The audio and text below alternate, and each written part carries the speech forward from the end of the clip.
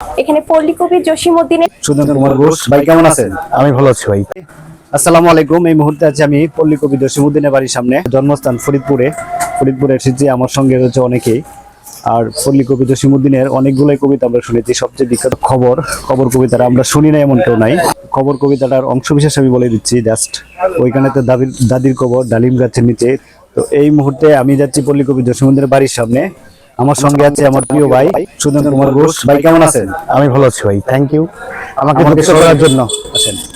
আমাকে সহযোগিতা করার জন্য সুজন কুমার ঘোষ, যিনি ফরিদপুরে অবস্থান করতেছেন, ওনাকে নিয়ে আমি ঘুরতেছি। এটা হচ্ছে পল্লী কবি জসিমউদ্দিনের বাড়ির সামনের অংশ। বেশ একটা শীতল হাওয়া বয়ে যাচ্ছে, আরামদায়ক, ভাল লাগতেছে।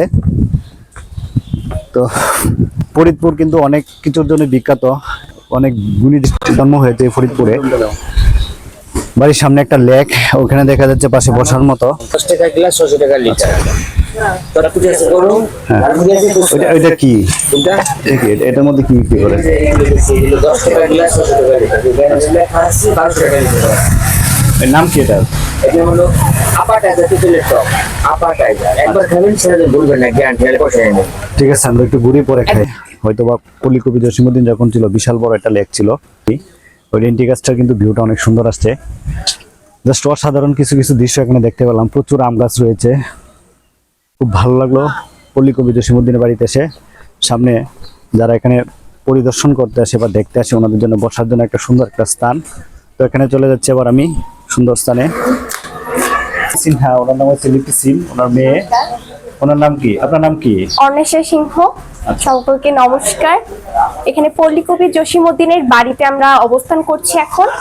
প্রতি বছর পল্লী কবি জসিমউদ্দিনে মেলা অনুষ্ঠিত হয়। এখানে সাংস্কৃতিক অনুষ্ঠান এবং অনেক ধরনের আয়োজন করা হয়।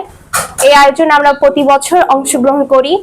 আমি জেলা শিল্পকলা একাডেমি থেকে, নৃত্যকলা থেকে জসিমউদ্দিনের বাড়ির সাংস্কৃতিক অনুষ্ঠানে অংশগ্রহণ করে থাকি প্রতি বছর। আর এখানে মেলাগুলো অনেক দেখার মতো হয়, অনেক বেশি ভিড় হয়। এই পুরাটা জায়গা অনেক ক্লাব হয়ে যায়।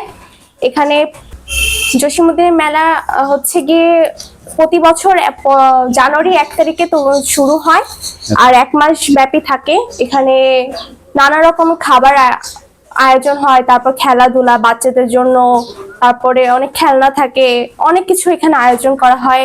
বিশেষ করে কবি জসিমউদ্দিনের উপলক্ষে ওই মঞ্চটা প্রতি বছর অনেক সুন্দর করে সাজানো হয়। সাজানোটা দেখতে অনেক বেশি সুন্দর লাগে।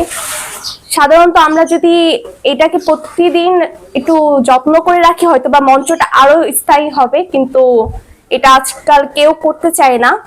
এটা সেই প্রতি বছর জানুয়ারির আগে পরিষ্কার করা হয়। কিন্তু আমি মনে করি ফরিদপুরের বাসিন্দা হিসেবে জসিমউদ্দিনের মানে ফরিদপুরে কিছু থাকা উচিত, যেটা ফরিদপুরবাসী এবং অন্যান্য জেলা থেকে এসে উপভোগ করতে পারে। তো আমরা যদি নিজের এলাকার যত্ন নেই, তাহলে আশা করি কোনো সমস্যা হবে না খুব ভবিষ্যতে। ধন্যবাদ।